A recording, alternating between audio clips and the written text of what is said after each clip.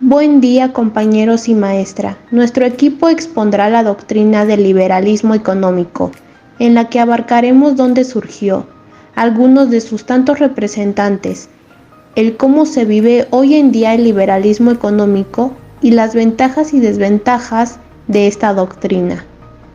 Para comenzar, debemos mencionar que el liberalismo económico surgió en Europa a finales del siglo XVIII.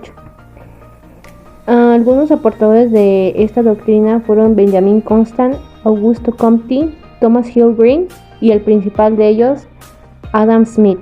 Aquí mostramos a Adam Smith, mejor conocido como el padre de la economía moderna. Él fue el principal aportador del liberalismo económico, ya que en su obra más célebre, La riqueza de las naciones, que fue publicada en 1776, fue considerado el libro moderno de la economía. En su teoría combina la historia de la naturaleza humana y el desarrollo económico. En la obra demuestra que el hombre es un ser social y participa con otros hombres. Expone algunos puntos sobre el origen y el uso del dinero, y los precios de los bienes del salario de los trabajadores, entre otros temas abarcados. Él promueve la libertad económica, ya que era necesario reducir las barreras de producción y comercio. La frase "dejen hacer, dejen pasar" refiere a la libertad económica. Un aporte de Adam Smith es la obra titulada La riqueza de las naciones, en la cual expone el análisis sobre el origen de la prosperidad de ciertos países, en el que defiende al permitir que las personas persigan libremente su propio interés, en un mercado libre sin regulación gubernamental.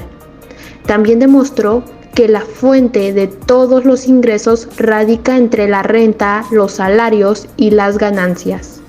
Es importante recordar que si la producción e intercambio de bienes aumenta, el nivel de vida de los ciudadanos eleva. Entre otros de los representantes está David Ricardo, en la cual se resalta su obra titulada Principios de Economía Política y Tribulación, en el que se establecen ciertas teorías económicas. Una de las teorías que se plantea es la de valor-trabajo, en la que se argumenta que el valor de un producto depende del esfuerzo humano contenido en él. Otra de sus teorías es la de la ventaja comparativa, en la que defiende las ventajas del comercio internacional, en la cual las naciones han de especializarse y exportar aquello que mejor saben hacer. Este representante analizó la relación entre beneficios y salarios, que significó una de las bases de la ley de rendimientos decrecientes. Otro representante de esta doctrina es Thomas Hill. Él defendía la intervención activa del Estado como algo positivo, evitando los monopolios económicos y acabando con la pobreza. Él promovió el nuevo liberalismo a través de sus lecciones de los principios de las obligaciones políticas en la década de los 70s, 80s en el siglo XIX. El liberalismo económico en el presente. Pues bien, la libertad económica fue una intervención a los estados en materias económicas y se le denominó librecambismo. Pues bien, el liberalismo económico hoy en día lo podemos definir como ese derecho fundamental de todo ser humano a controlar su propio trabajo o su propiedad. Libertad para trabajar, producir, consumir e invertir. Y el marco gubernamental únicamente interviene solo para proteger o mantener esa libertad, al igual que permite evaluar el desempeño relativo de un país según distintos aspectos. Es útil para diseñar políticas públicas o evaluar las existentes. México hoy en día es una nación con un liberalismo económico moderadamente libre, o sea, en un punto medio. Bueno, ahora vamos con las características y ventajas. Oponía el mercantilismo, pues su forma de medir la riqueza es basada en la productividad de los trabajadores. Por ejemplo, se medía por la cantidad de bienes y servicios fabricados en el menor tiempo posible, incluyendo la maquinaria, herramientas y capacidades técnicas que estaban en crecimiento en aquella época.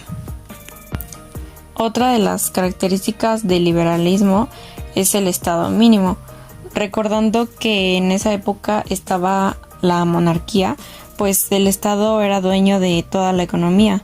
Sin embargo, ahora en la actualidad se conoce que son los particulares, es decir, la gente privada tiene que crear empresas y el Estado no tiene que crear ninguna empresa.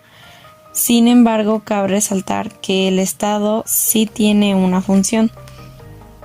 Y por último, la última característica es que promueve el libre comercio. Según esta doctrina, el Estado no tiene que intervenir en el control de los precios, es decir, no tiene que fijar los precios, se tiene que dejar que el tipo de cambio se mueva libremente. Desventajas del liberalismo económico. La ejecución del liberalismo económico deja completamente a un lado las consideraciones sociales, no disfruta de los programas económicos empleados por el Estado y al independizarse de este, es blanco de muchas críticas y amenazas. Al defender el libre comercio internacional abre la frontera a mercancías y productos extranjeros, lo cual perjudica la producción y competencia nacional. Para concluir, cuando se habla de liberalismo económico, nos referimos a las relaciones económicas, las cuales deben fluir libremente, sin limitaciones de ningún tipo. Y si es que ha de haber influencia del Estado, esta debe ser mínima. Hablamos de que el ser humano tiene derecho a elegir una actividad, si es que cuenta con el capital y demás recursos. Lamentablemente, el liberalismo económico fomenta las desigualdades sociales, ya que golpea directamente a la clase media. En pocas palabras, los ricos se hacen más ricos y los pobres más pobres.